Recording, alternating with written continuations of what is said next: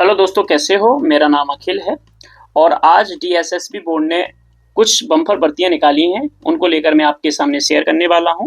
तो चलिए उससे पहले कुछ महत्वपूर्ण बातें जान लेते हैं। इस बार डीएसएसबी बोर्ड ने केवल एक क्षेत्र में नहीं बल्कि विभिन्न विभागों के अंतर्गत कई अलग-अलग प्रकार की बम्पर भर्तियां एक साथ निकाली हैं। इसमें बहुत सारे अलग-अलग पदों को शामिल किया गया है ताकि हर स्ट्रीम के छात्र अपनी शैक्षणिक योग्यता के अनुसार आवेदन कर सकें। और किस-किस पद को निकाला गया है, जरा इस पे भी हम गौर कर लेते हैं।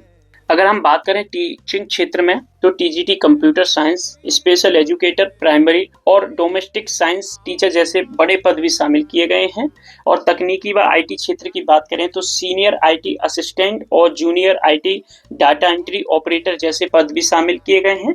अगर हम वैज्ञानिक की बात करें विज्ञान के क्षेत्र में तो जूनियर साइंटिफिक असिस्टेंट और साइबर फोरेंसिक बायोलॉजी फिटर और लिफ्ट ऑपरेटर जैसे तकनीक पद भी इसमें जोड़े गए हैं।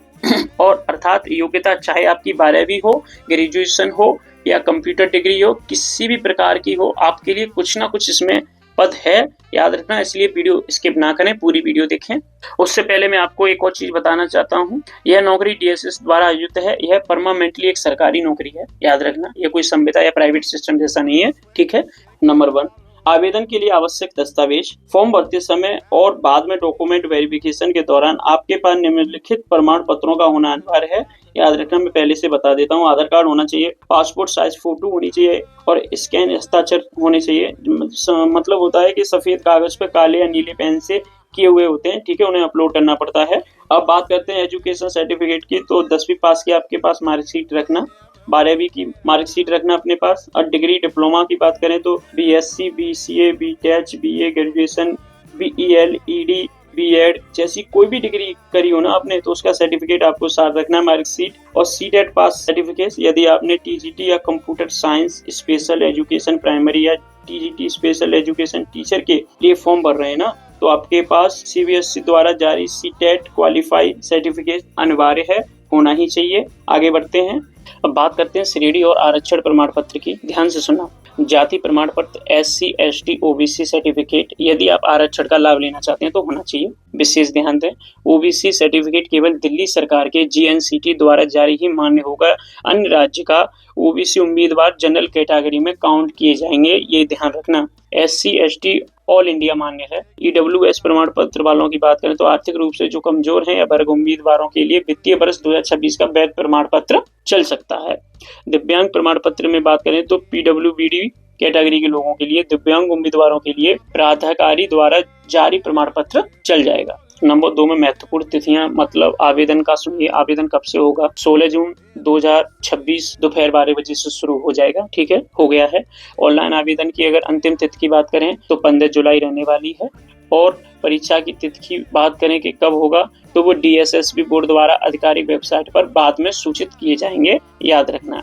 अगर आवेदन शुल्क की बात करें, सामान्य वर्ग, जनरल, ओबीसी, ईडब्ल्यूएस उम्मीदवारों को 100 रुपए देने पड़ेंगे। और अनुसूचित जो भी जाति हैं, एससी, एसटी, पीडब्ल्यूडी या महिलाएं जो भी हैं, उन्हें कोई भी शुल्क देने की जरूरत नहीं है, ये भी याद रखना है।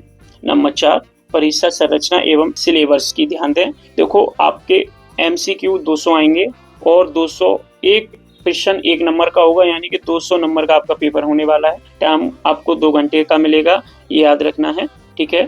और इस एग्जाम के लिए 5 विषय शामिल हैं, जिनमें प्रत्येक विषय के आपको 20-20 नंबर दिए जाएंगे, इस बात को भी ध्यान रखना है। और विषय कौन कौन से होंगे? जीके, रीजनिंग, गणित, हिंदी और अंग्रेजी, याद रखना। ये विषय होने वाले हैं हमारे, इनमें आपकी अच्छी पकड़ होनी चाहिए। और अगर नेगेटिव मार्का की बात करें तो 1/4 का रहने वाला है, यानी कि अगर आपके 4 गलत गए तो 1 सही कट जाएगा, ये ध्यान देना। और नंबर 5, इस पे जरा गौर करना। इस एग्जाम को क्वालिफाई करने के लिए जनरल या ईडब्ल्यूएस वालों को 40% से ज्यादा नंबर तो लाने ही है, तभी क्वालिफाई होगा, याद रखना। ये भी सिस्टम है इसमें। अगर पिछड़ा वर्ग की बात करें, ओबीसी, तो याद रखना 35% रहने वाला है। एससी, एसटी या पीडब्ल्यूबीडी वालों की बात करें तो 30% रहता है। आपको इतने नंबर तो लाने ही होंगे, तभी क्वालिफाई आप हो गए, तभी आप मेरिट के लिए तैयार हो गए, याद रखना। अब गौर से सुनना, कौन से पद के लिए कितनी वैकेंसी है, याद रखना। हमारी टोटल कितनी है? 1979, ठीक है। अब उसमें से टीजीटी कंप्यूटर साइंस को 675 पद दिए गए हैं। इसमें अगर योग्यता की बात करी जाए तो बीएससी BCA, BTech और BE इनमें से कोई भी हो प्लस CTET आप पास होना अनिवार्य है, ठीक है। और इसी तरह स्पेशल एजुकेटर प्राइमरी की बात करें तो 450 पद हैं, योग्यता 12वीं पास और कम से कम 50% अंकों से होने चाहिए।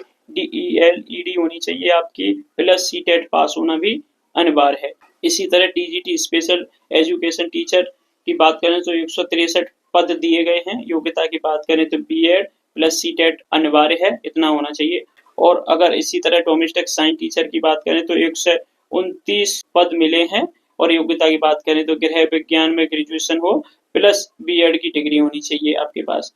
और IT असिस्टेंट ग्रेड 1 में 125 पद हैं। योग्यता की बात करें तो 12वीं पास प्लस कंप्यूटर का बेसिक ज्ञान होना चाहिए और टाइपिंग की स्पीड। अब सभी पदों को मिलाकर 1979 पद हमारे बनते हैं, ठीक है। देखो अब हम बात करते हैं आयु सीमा की। न्यूनतम आयु कम से कम 18 होनी चाहिए। अधिकतम आयु की बात करें तो सामान्य और EWS वर्ग के पदों के अनुसार 27 वर्ष से 32 वर्ष तक होनी चाहिए। अब हम छूट की बात करते हैं। OBC वालों को 3 वर्ष, SC ST वालों को 5 वर्ष और PWBD को जो दिव्यांग लोग होते हैं उनको 10 वर्ष तक की छूट दी जाती है। अब हम बात करने वाले हैं सैलरी की। मान लीजिए अगर आपको TGT टीचर या साइंटिफिक असिस्टेंट की जॉब मिल गई तो आपकी इन हैंड सैलरी 62 से 65 हजार रहने वाली है। अगर सीनियर IT असिस्टेंट की मिल गई तो यार रखना आपको कम से कम 50 से 53 हजार रुपए मिलने वाले हैं। आपको जूनियर IT क्लर्क या डाटा एंट्री ऑपरेटर जैसी अगर जॉब मिलती है तो आपको 44 से 47 हजार रुपए मिल सकते हैं। Number 4 fitter, laptop operator, attendant में अगर आपकी जॉब लगती है तो आपकी इन हैंड सैलरी 34 से 36 हजार महीने रहने वाली है। अब हम बात करते हैं दिल्ली DSSB नौकरी में मिलने वाले VIP सुविधाएं। ध्यान से सुनना। उच्चतम मकान किराया भत्ता, आपको भत्ता मिलने वाला है। अगर आप दिल्ली में रहोगे तो आपको भाई किराए के लिए भी पैसे देगी सरकार। कितना देगी? दिल्ली टॉप शहरों में आती है तो 27% HR मिलता रहेगा, याद रखना। परिवहन और मेट्रो मान लीजिए अगर आप किसी से आना जाना रहेगा तो आपको 4 से 5 हजार रुपए महीने सरकार वो भी देती है।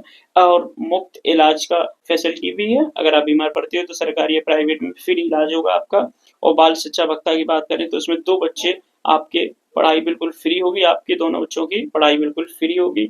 अब हम बात करते हैं नंबर 10 पे कि आवेदन कैसे किया जाए। देखो भाई, सबसे पहले DSSB की साइट पर जाएं, जो मैंने ये आपको स्क्रीन पर दिख रही है इस पर जाएं। वहां पर ORS पोर्टल पर नया पंजीकरण रजिस्ट्रेशन करें।